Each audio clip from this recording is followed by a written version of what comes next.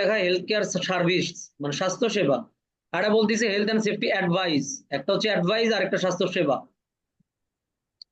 তারপর flight information, currency exchange. Flight information মানে আমি এখন কোন প্যারাতে আমি ফ্লাইট ইনফরমেশন মানে ওই এয়ারপোর্টটার কখন কোন ফ্লাইট ছাড়বে এটার তথ্য আমি কোথায় পাবো, এই ব্যাপারে কোন প্যারায় বলা আছে।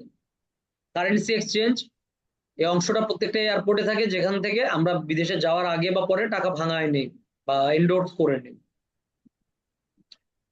কারণ আই হোপ আপনারা জানেন যে আপনি চাইলেই ডলার কিনে আরেক দেশে যাওয়া যায় না, আপনার পাসপোর্টের সাথে আপনার পাসপোর্টে লেখা থাকতে হবে, অনুমোদিত থাকতে হবে যে আপনি কত ডলার নিয়ে যেতে পারবেন বা নিয়ে আসতে পারবেন সাথে করে, যে কোনো বিদেশি কারেন্সি। তারপর ডিপার্চার ফিজ, আপনি যে বের হবেন মানে বসুন্ধরা শাহজালাল আন্তর্জাতিক বিমানবন্দর বা যমুনা ফিউচার পার্কে আপনি গাড়ি নিয়ে বেড়াতে গেছেন, আপনি যখন বের হবেন শপিং করে আপনার গাড়ির একটা ফি দিতে হবে, তাই না? লাইক টোল ফি অথবা পার্কিং ফি। এখানে এরকম একটা ডিপার্চার ফির কথা বলা হচ্ছে। এয়ারপোর্ট গুলোতে আপনার এটা দিতে হবে।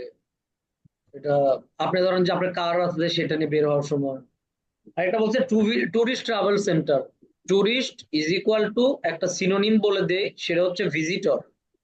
ঠিক আছে, ভিজিটর, ভিজিটর, ঠিক আছে। এখন প্রথম প্যারাতে বলতিছে শাহজালাল আন্তর্জাতিক বিমানবন্দর এয়ারপোর্ট সার্ভিসেস। এই প্যারাতে বলে the second floor of the airport, the second floor এয়ারপোর্টটার দ্বিতীয় ফ্লোর অফার করে a view of the airfield and all incoming and outgoing flights। দোতলা থেকে সব পুরা এয়ারফিল্ড দেখা যায়, পুরা এয়ারফিল্ডে যত বিমান আসতেছে যাইতেছে দেখা যায়।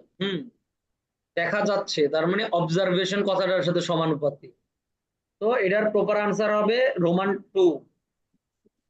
ঠিক আছে, রোমান 2, অবজারভেশন এরিয়া। ইব্রাহিম বুঝছেন এটা? জি স্যার বুঝছি, জি স্যার বুঝছি।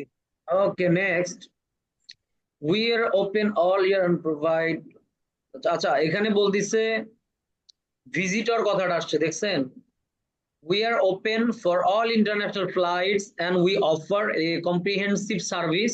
কাদের জন্য এগুলো দেয়? ভিজিটরদের জন্য। ভিজিটর টু দ্য সিটি মানে শহরের যারা দর্শক মানে বেড়াতে আসছে, is equal to tourist. Roman 10 is the answer of প্যারা বি। প্যারা সি তে বলতিছে প্যাসেঞ্জার যাদের প্রয়োজন urgent medical attention, urgent medical support. Urgent medical support is equal to urgent medical services, advice না। কেউ হুট করে এয়ারপোর্টে অসুস্থ হলে আর অ্যাডভাইসের কখনোই প্রয়োজন হয় না। আর ইমার্জেন্সি সার্ভিস দরকার, লাইক আইসিইউ তে রাখো বা ওর তাৎক্ষণিক স্বাস্থ্য সেবা দেওয়া শুরু করতে হবে, অ্যাডভাইস না, উপদেশ না। সো হেলথ কেয়ার রোমান ভিটা হচ্ছে আনসার। তারপর ডি প্যারাতে বলতেছে ডিপার্টিং প্যাসেঞ্জার, যে প্যাসেঞ্জাররা চলে যাচ্ছে, দেখেন কি বলে, luggage, package, luggage is equal to baggage, Roman 3। সবাই এটা বুঝতে পারছেন? জি স্যার। জি স্যার আমি বুঝছি। লাগেজ বা জি স্যার। ব্যাগেজ বা সুটকেস এই টাইপের কথা ওখানে পাইছি দেখে আমি ওখানে আনসার দিয়ে দিচ্ছি। কারণ আপনাদের প্র্যাকটিস কম থেকে তাই আপনাদের মনে হয় এখানকার আমি দুই একটা কথা প্রশ্নে বা প্যাসেজে পাইলে ওটার আনসার হবে, এমন তো না, তাই না? এমনই, বিশেষ না হলে প্র্যাকটিস করে দেখি।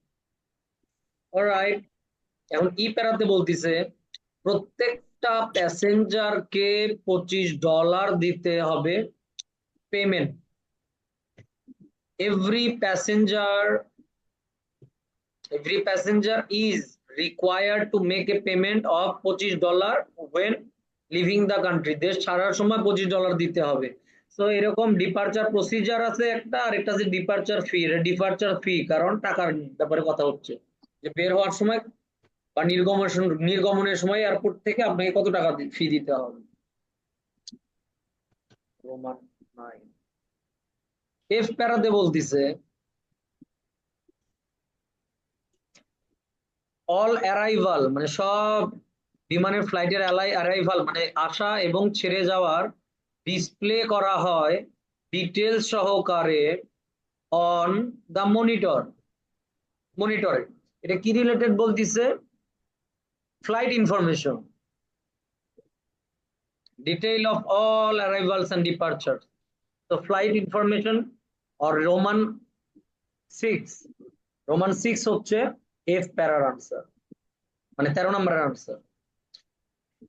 জি প্যারাতে বলতিছে স্যার যে এফ জি জি প্যারাটা যদি আরেকটু বুঝিয়ে দিতেন আচ্ছা আচ্ছা, স্যার, এফ ভালোভাবে বুঝিয়ে প্যারাতে দিতেন। বলতিছে অল অ্যারাইভাল এবং অল ডিপার্চার। যারা বিদেশ নিয়ে একটু ঘাটাঘাটি করে জানে যে আমরা যেহেতু এয়ারপোর্ট নিয়ে কথা বলতেছি, এখানে যা কিছু অ্যারাইভাল মানে আসতেছে, কি আসতেছে, এয়ারপোর্টে তো বিমানই যাওয়া আসি করবে তাই না, মানে কমন সেন্সে ফার্স্ট আমরা এটা চিন্তা করি।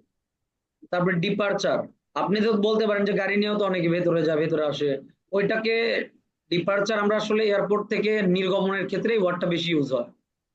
তো ডিটেলস, কিসের details? All all flight arrival অথবা ডিপারচারের ব্যাপারে ডিসপ্লে করা হয় মনিটরে, তাই না শোভা? তো Yes, sir. এটা বোঝানো হচ্ছে অ্যাকচুয়ালি ফ্লাইট ইনফরমেশন। আচ্ছা স্যার, জি স্যার বুঝছি এতটুকু। This is the reason. আচ্ছা, জি প্যারাতে বলতিছে বিজনেস ট্রাভেলারদের জন্য অ্যাভেলেবল রুম অ্যাভেলেবল আছে তাদের সেমিনার এবং বিজনেস গ্যাদারিং এর জন্য। এখন সেমিনার এবং business gathering is equal to হয় মিটিং, মিটিং ফ্যাসিলিটিস, হ্যাঁ। Meeting তাই facilities. এটার আনসার এটা। সবাই ক্লিয়ার? জি স্যার। এখন আমরা একাডেমিকে যাব এবং খেলা হবে ইনশাআল্লাহ। হুম, স্যার খেলা হবে। সবাই তো মনে মনে বলছে লা ইলাহা ইল্লা আনতা সুবহানাকা। স্যার পড়ে তো সুন্দর বুঝি, নিজে পড়তে গেলে তো মাশাআল্লাহ কিছুই খুঁজে পাই। এই কারণে আপনি বুঝে করার চেষ্টা করেন, আমি তো কি আপনাকে বুঝাই বুঝাই পড়াইছি। আমার দৃষ্টিভঙ্গি ছিল আমি কিওয়ার্ডের এই প্রশ্নের যে অপশন গুলো দেওয়া আছে বা প্রশ্নের যে ওয়ার্ড গুলো আছে তার মধ্যে সবচেয়ে ইজি টাইপের ওয়ার্ড গুলান আমি যদি যে কোনো প্যারার প্রথম বা শেষ 1.5 লাইনের মধ্যে আমি পেয়ে যাই, আমি ফট করে আনসার দিয়ে দিই। স্যার অফলাইন ক্লাস থেকে অনলাইন ক্লাস করে মজা পাইতাছি বেশি। হ্যাঁ, অনলাইন ক্লাসে মজাই, কারণ অনলাইন ক্লাসে স্টুডেন্ট খুব বেশি বেনিফিটেড হয় না। স্যার সামনে ইব্রাহিম খুবই আপনি আমার খুশি স্যার। সামনে থাকলে, আমি আপনাকে স্কুলের বাচ্চার মতো পড়ায় নিতাম, বুঝতে পারতেন বাসায় স্যার গেলে বলতেছি পড়ায় নিচ্ছি। অফলাইন ক্লাস থেকে অনলাইন ক্লাসে মজা পাইতাছি বেশি। আপনার এতই ভালো লাগলে আপনি দুটোই করেন, আপনার তো দুটোই ফ্যাসিলিটিস আছে তাই না, আপনি তো আমার দেশি। জি স্যার স্যার ঠিক আছে, এখন এইটা খুব ইন্টারেস্টিং একটা ব্যাপারে, সেটা হচ্ছে চা এবং ইন্ডাস্ট্রিয়াল রেভলিউশন। শিল্প বিপ্লব এবং চায়ের সাথে কি সম্পর্ক ছিল? শিল্প বিপ্লব এবং চা, এই দুইটা টপিক নিয়ে কথা। অপশন গুলো আমরা গেটে দেখবো সবার আগে যখন কি কি অপশন দেওয়া আছে। লিস্ট অফ হেডিং অপশন দেওয়া, স্যার এটা আইএলটিএস কততে? এটা এমবিএস কত? এটা আপনি টি টি লিখবেন আর ইন্ডাস্ট্রিয়াল রেভলিউশন লিখবেন, চলে আসবে গুগল করলে চলে আসবে। ওদের আছে অ্যানসার তো আছে আর কি। আচ্ছা দেখেন, এখানে অপশনে বলতিছে রিজন খোঁজার ব্যাপারে বলা হয়েছে কোন প্যারাতে, যেখানে পপুলেশন ইনক্রিজের ব্যাপারে কথা হয়েছে। তারপর বলতিছে ফিয়ার অফ আনএমপ্লয়মেন্ট, বেকারত্বের ভয়। ইন্ডাস্ট্রিয়ালাইজেশন এবং শিল্প বিপ্লব এবং কর্ম হারানোর ভয়। তারপর বলতিছে the development of cities in Japan, জাপানের 4টা শহরের ডেভেলপমেন্ট বা উন্নতি নিয়ে। একটা হচ্ছে খুবই ইম্পর্টেন্ট, এটা যে time and place of the industrial revolution, যে ইন্ডাস্ট্রিয়াল রেভলিউশন হয়েছিল কোথায়, কোন জায়গায় হয়েছিল এবং কখন হয়েছিল। ডি নাম্বার অপশনে বলতিছে বা রোমান 5-এ হল্যান্ড, ফ্রান্স, চায়না, এই 3টা যে প্যারাতে পাবো ওই প্যারাতে তো জাবের লাফায় উঠবে যে ওটাই আনসার হবে। এত ইজি আনসার আপনাকে দিবে না, এটা ক্রস দিয়ে রাখেন, কারণ সাধারণত এক প্যারাতে 3টা দেশের নাম এরকম এত ইজি থাকে না। যাই হোক, তারপরে 6-এ বলতিছে ব্রিটেনের ড্রিঙ্কিং হ্যাবিটের পরিবর্তন। আর 2টা কারণ, ব্রিটেনের শিল্প বিপ্লব হওয়ার 2টা কারণ, শর্তসমূহ বা কন্ডিশনস যেগুলো প্রয়োজন ছিল ফর কি জন্য, ফর ইন্ডাস্ট্রিয়ালাইজেশন, শিল্প বিপ্লব হওয়ার জন্য যে শর্তগুলো ওখানে পূরণ হওয়া প্রয়োজন। আরেকটা বলতিছে লাস্টে যে রোমান 9-এ জাপানের সাথে তুলনায় মিলল উত্তর, comparison with Japan lead to the answer. Let's come to the first প্যারা।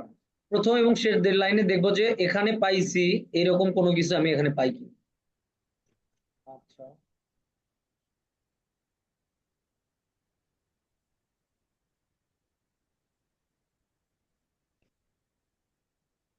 বার্থ অফ ইন্ডাস্ট্রি মানে শিল্পের জন্ম, মানে শিল্প বিপ্লব হ্যাপেন ইন, কোথায় হয়েছিল? ব্রিটেনে। And why did it strike, এটা কেন আঘাত করছিল? At the end of the 18th century, আর কেন এটা 18 শতাব্দীর শেষের দিকে আঘাত করছিল বা শুরু হয়েছিল বা ঘটছিল? তার মানে সময়, শিল্প বিপ্লবের সময় এবং স্থান দেয়া আছে এখানে। দ্যাটস ওয়াই প্যারা এর আনসার হচ্ছে রোমান 4, কারণ রোমান 4-এ বলা আছে time and place of the industrial revolution. Clear?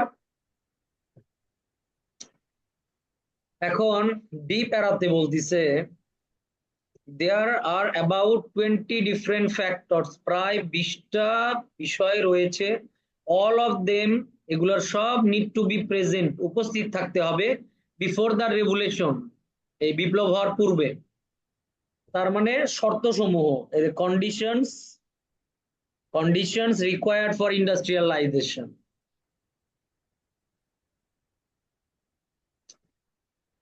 C প্যারাতে বলতিছে, স্যার এটা বুঝি নাই।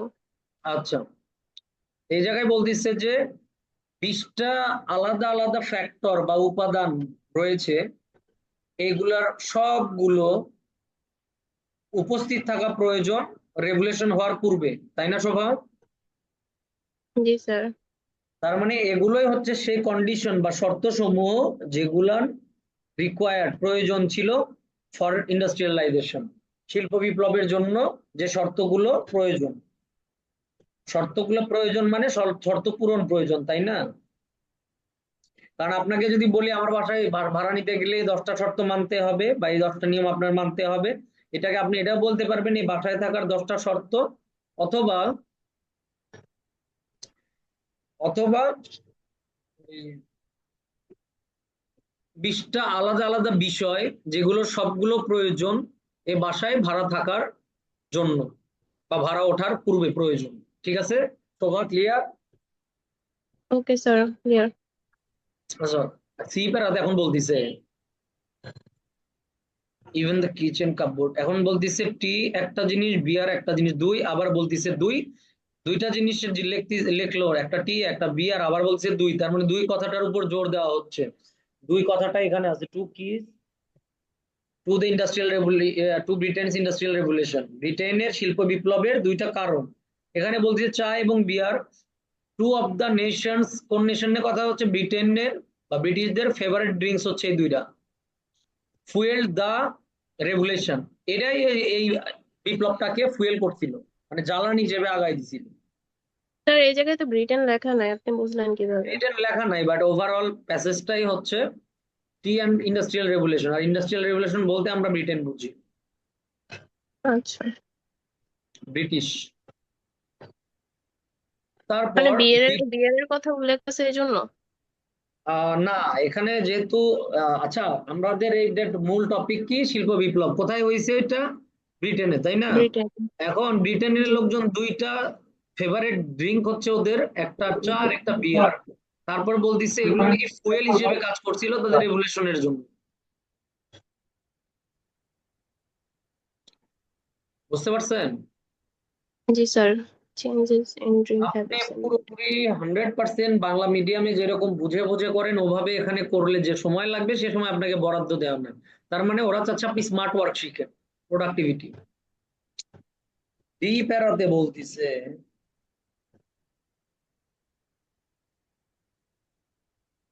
ডি প্যারা বাদ দিই,